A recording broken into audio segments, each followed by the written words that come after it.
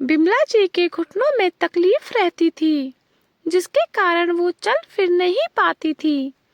घर में उनके अलावा उनका बेटा सतीश, बहू रूपा और एक पोती आयशा थी।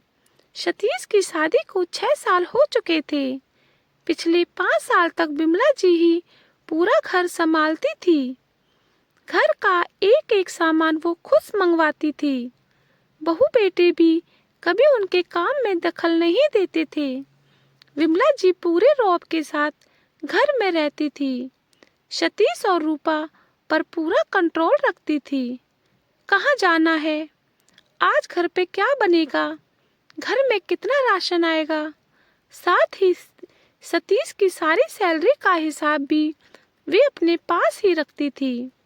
शुरू शुरू में रूपा को इससे बड़ी तकलीफ होती थी, लेकिन जब सतीश ने समझाया, माँ की बात का बुरा नहीं माना करो, पापा के टाइम से सारा घर वो ही संभालती आ रही हैं, अब वो अपना सर्वोच्च खोना नहीं चाहती, तो हम ऐसे ही चलने देते हैं।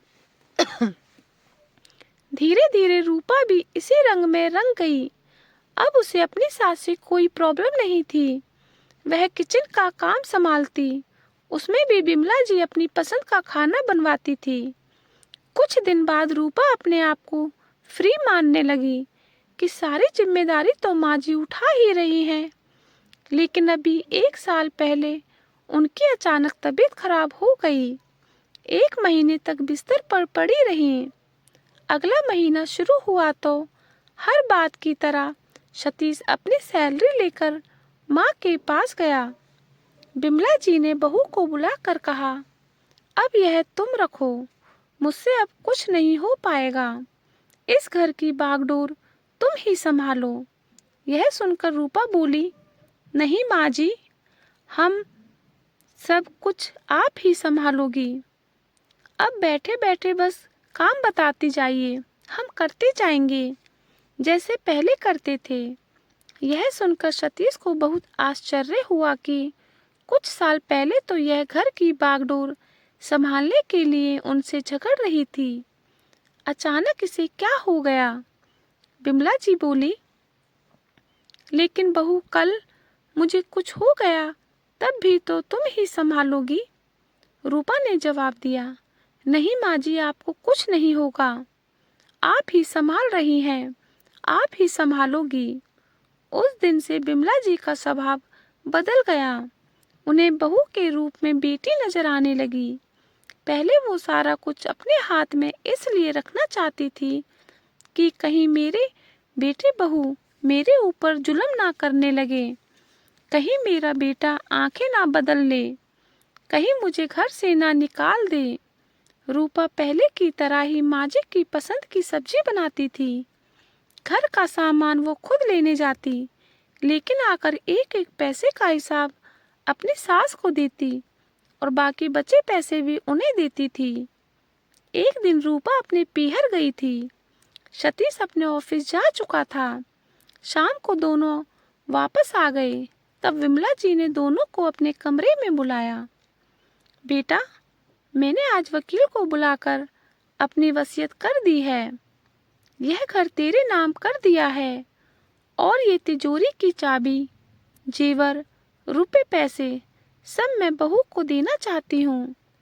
तभी रूपा बोली, माँ जी, इसकी क्या जरूरत है, आप ही संभालिए ये सब। बिमला जी बोली, बेटा, मुझे तुम दोनों पर भरोसा नहीं था। जैसा कि आजकल हो रहा है, बुजुर्गों के साथ बुरा सलूक किया जा रहा है, मैं उससे डर गई थी, लेकिन अब मुझे तुम दोनों पर विश्वास है, इसलिए मैं ये सब तुम्हें सौंप देना चाहती हूँ।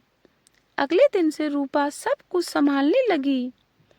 विमला जी निश्चिंत होकर अपने कमरे में बैठी रहती थी, लेकिन उन्हें यह देखकर और भी आश्चर्य हुआ कि उनकी बहू आज भी उनकी पसंद का खाना उनसे पूछकर बनाती है। अगर दोनों कपड़े खरीदने जाते हैं तो पहले साड़ी अपनी सास के लिए लेती थी। रूपा को अब तक आदत पड़ चुकी थी कि वह सारा काम माँ जी से पूछ कर करे। 2 महीने बाद बिमला जी का देहांत हो गया। घर में रोना पिटना मचा था। 13 दिन तक मेहमानों का तांता लगा रहा। 13वीं के बाद सभी धीरे धीरे विदा हो गए।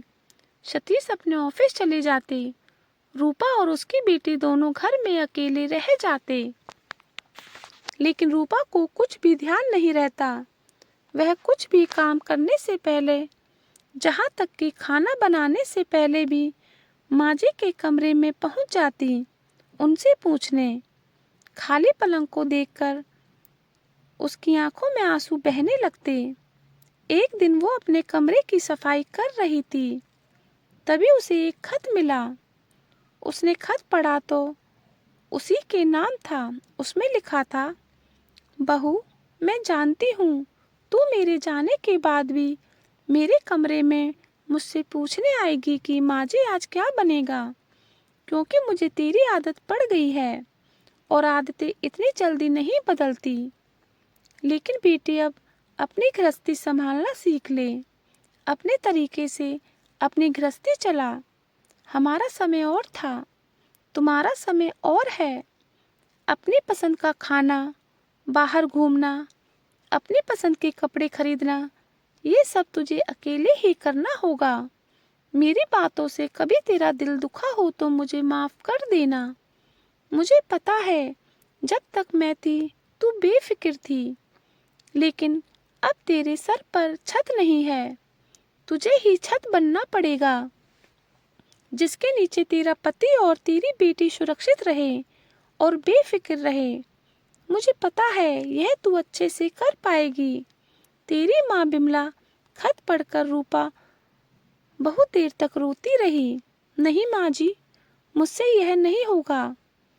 मुझे वाकई ऐसा ही लग रहा है जैसे मेरे सिर पर छत नहीं है और मैं खुले आसमान के नीचे हूँ, जहाँ बारिश, आंधी, तूफान सब आएगा।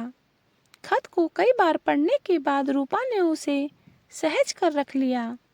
कुछ ही दिनों में वह एक माँ की तरह पूरा घर संभालने लगी। जब भी उसे कोई परेशानी होती, वह उस खत को निकाल कर पढ़ती और दृढ़ता से डटकर हर मुश्किल का सामना करती। रूपा को हर समय लगता था कि बिमला जी अब भी उनके साथ खड़ी हैं,